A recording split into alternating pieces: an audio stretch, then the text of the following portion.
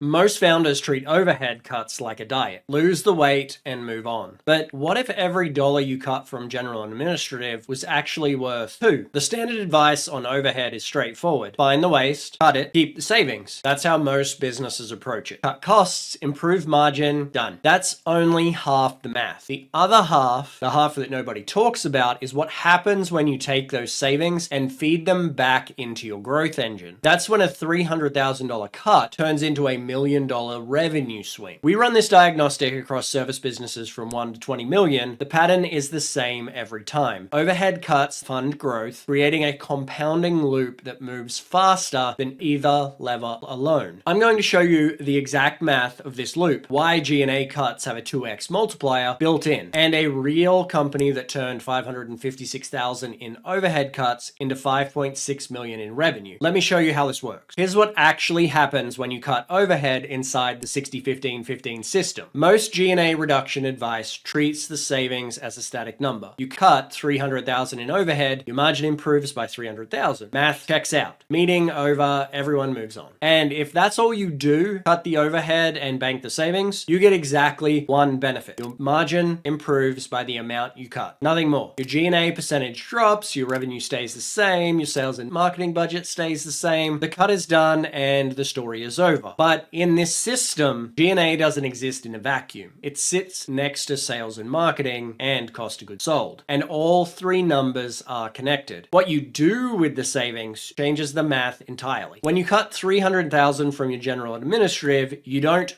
just bank the savings. You take a portion of it, say $200,000, and you reinvest it directly into sales and marketing. More ad spend, more people, a new salesperson, a better CRM, whatever your sales and marketing diagnostic told you was the bottleneck. That $200,000 in sales and marketing investment, if your unit economics are sound, LTV to CAC above 4 to 1, payback under 6 months, drives 15 to 20% of additional revenue growth. And here's the piece that changes everything. That revenue growth shrinks general and administrative as a percentage of revenue by another 3 to 5% without cutting another dollar of overhead. The savings compound through growth. And that's the feedback loop. And it's why the system treats the three diagnostics as one connected machine, not three separate projects. If this framework is clicking for you, subscribe. Every video in this system breaks down one piece of the system. That's the concept. Now, watch what happens when you put actual dollars through it. $300,000. That's what a typical $5 million service business cuts from general and administrative in phase 1. Owner's comp, office optimization, admin consolidation. We covered the mechanics in the last few videos. Most founders stop there. They see G&A drop from 30% to 24%. We call it a win. And it is a win, but it's only half of the win. Here's what it should look like. You start at 5 million in revenue, 1.5 into G&A, 30%. You cut 300,000 in overhead. G&A drops to 1.2 million on 5 million. That's 24%. 6% from cuts alone. If you stop here and you just bank that 300,000 and move on, that's where the story ends. We said that. You went from 30% to 24, good, but you're still 9 points away from the 15% target. And to close that gap with cuts alone, you'd have to find another 450,000 to cut on a $5 million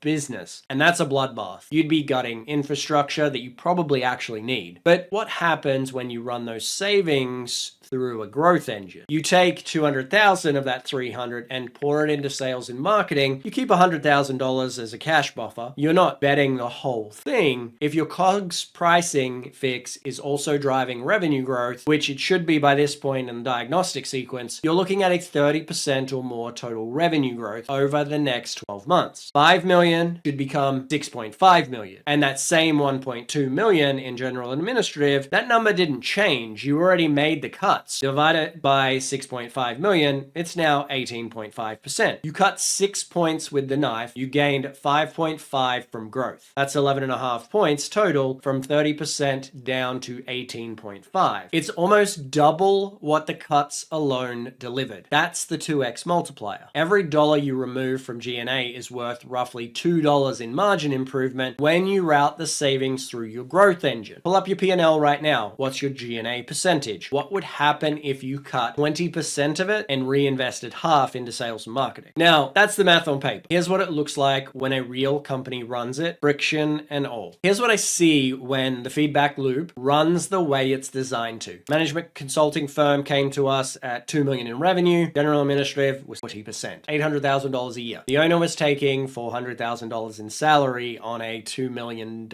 business. They had a few admin people for a 20-person company, an expensive downtown office running $150 a year. We ran the COGS diagnostic first. Close rate was 71%. They were severely underpriced based on their pricing bands, and that warranted a 2 to 3x increase. They went with a 2.2x on new clients. We had to work through the sales side of things because they were used to closing and at a certain rate, so there was a little bit of complexity there that we had to deal with. Then we did the G&A cuts. Owner's comp dropped from $400,000 to $150. That's the market rate for a CEO at that revenue size, with additional compensation taken as distributions from profits, and we had to hit certain numbers to make that work. We exited the downtown office entirely. We consolidated admin from 5 to 2. Total G&A cuts was 556. This is where the friction really hit. They cut admin staff before automation was fully in place. The 2 remaining admin people were drowning in work. They had to bring back a temp for 6 weeks, cost about $8,000. That's exactly the mistake we covered in the last video. Automate first, then consolidate. They learned this the hard way, but it happened. But they recovered, and here's the critical move. They took $300,000 of those savings and reinvested it directly into their sales and marketing engine. New advertising channels, better sales infrastructure. Meanwhile, the COGS pricing fix, that's 2.2x increase on new clients, was already driving 40% revenue growth on its own. And sales and marketing investment added fuel on top of that. So by month 6, revenue hit 2.8 million. We were up 40%. G&A had dropped to 244,000, 8.7% of revenue. They kept going, added back a COO at month 12, and the business needed senior leadership. We added a third admin person at month 15 because the volume demanded it. Month 24, revenue 5.6 million, G&A 530, and then our operating margin was 27%. Let those numbers sink in. They started at 2 million with a 10% operating margin. That's $200,000 in profit. 24 months later, they're at 5.6 million with a 27% operating margin. That's 1.5 million in additional profit. Same owner, same core business, completely different financial structure. Revenue nearly tripled. G&A as a percentage dropped 30%. And here's the part that's easy to miss. Their actual general and administrative dollar spend only decreased by 270,000 a year from where they started. They actually added back infrastructure along the way. They brought in a COO, hired more admins. The growth did most of the heavy lifting on the percentages. That's the flywheel. G&A cuts funded the sales and marketing investment. The sales and marketing investment drove revenue growth. The revenue growth shrank G&A as a percentage, and it keeps compounding. This is exactly why the 3 diagnostics in the system aren't 3 separate projects. They're one connected system, and once you see the connection, the math changes completely. Everything flows together. It's a symbiotic relationship. It's a living, breathing organism. Most founders, they treat COGS, sales and marketing, and G&A like 3 separate problems. Fixed pricing, then fixed marketing, then fixed overhead, 3 projects, 3 timelines, 3 meanings. The 60-15-15 framework doesn't work that way. The COGS pricing fix drives revenue growth. That revenue growth shrinks sales and marketing as a percentage. Same spend, more revenue coming in, and it shrinks G&A as a percentage. Same overhead, more revenue absorbing it. You already saw that in previous videos. A $5 million